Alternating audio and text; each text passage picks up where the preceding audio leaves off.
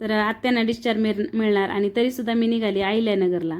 तर तुम्हाला असं वाटत असेल असं का, तर त्याचं कारण असं आहे की आत्यांचा अचानक डिस्चार्ज कॅन्सल झाला आहे आणि 2 दिवस डिस्चार्ज लेट आहे, म्हणजे लेट सोडणार आहे. त्याच्यामुळं मग अचानक ठरलेलं प्लॅन आहे. आम्ही तर दरवर्षी दिवाळीत ज्या ताईच्या घरी जातोच 2-3 दिवस राहायला, मज्जा करायला, फिरायला. तर त्यासाठीच आम्ही दरवर्षी जात असतो. पण ह्यावेळेस असं वाटलं होतं की ह्यावेळेस काय जाताच येणार नाही आत्यांच्या आजारपणामुळं. पण माझी पण इच्छा होती, जावंसं वाटत होतं आणि देवाची इच्छा असावी म्हणून काय डिस्चार्ज 2 दिवस लेट झाला. मग त्याच्यामुळं आम्ही इकडं जाण्याचा प्लॅन केला. अचानक ठरलेला प्लॅन. दाजी, मी, माझी बहीण, तिची 2 मुलं आणि आयुष. आता सार्थक ऑलरेडी मामाच्या घरी गेलेला आहे त्याच्यामुळं तो काय आमच्यासोबत नव्हता. तर फायनली अहिल्यानगरचा प्रवास संपला आणि आम्ही फायनली तिच्या घरी गेलो. तर खूप छान लाईटिंग केली तिने तिच्या बंगल्याला. खूपच फ्रेश आणि मस्त वाटत होतं. तर आमच्या स्वागतासाठी इथे सगळेजण सज्ज होते बघा. पण तिची लाईटिंग आणि झाडं बघून मी तर अगदी भारावून गेले होते. तर तुम्ही पाहू शकता इथं सगळे आमच्या स्वागतासाठी म्हणजे वाटच पाहत होते, सारखे फोन करायचे, कुठं आलेत.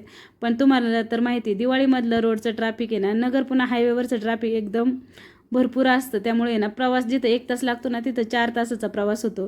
तर गेल्या मुलांची इथं मांजरीसोबत मस्ती चालू झाली. आमच्या ज्या आता इकडं मांजर कुत्रे सगळंच आहे बरं का, कारण तिला आणि तिच्या मुलांना मांजर कुत्रे सगळंच पाळायला आवडतं आणि खूप छान आहे मांजर, एकदम मस्त. माणसं आलेली त्यामुळे हात लावून देत होती मुलांना. मुलं मस्त मांजरीसोबत एन्जॉय करत होती. आणि आता पाहुणे येणार म्हटल्यावर आता घरातील लेडीज तर कायम किचनमध्येच पाहायला भेटते. तशीच आमची जयाताई पण आम्ही गेलो तेव्हा किचनमध्येच होती. आता व्हेजवाल्यांसाठी साधा स्वयंपाक होता, दिवाळी वांग्याची भाजी, भाकरी आणि दिवाळीचा फराळ. आणि नॉनव्हेजवाल्यांसाठी इथं तिने ना मासे फ्राय केले होते. तर माझ्या बहिणीने कधीच मासे खाल्ले नाही, आज पहिल्यांदा ती मासे खाणार होती. त्याच्यामुळे सनी तिला इथं माशातील सगळे काटे वगैरे काढून देत होता आणि ती लहान मुलांसारखं खात होती. तर पहिल्यांदाच खाल्ले, पण तिला पण मासे ना भरपूर आवडले.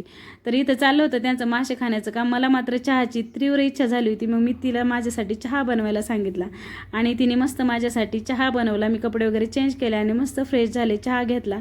तर आता इथं आले म्हणजे कुठेतरी आमची ट्रिप तर होतच असते आणि गंमत जम्मत तर काय विचारूच नका. जेव्हा आम्ही 3 जणी आणि तिची 2 मुलं आणि आमची सगळ्यांची मुलं एकत्र येतो ना तेव्हा अशी फुल मस्ती धमाल असती. तर ती धमाल जर पाहिजे असेल तर पुढचा व्हिडिओ नक्की पहा. चला मग व्हिडिओ इथे सेंड करते. बाय.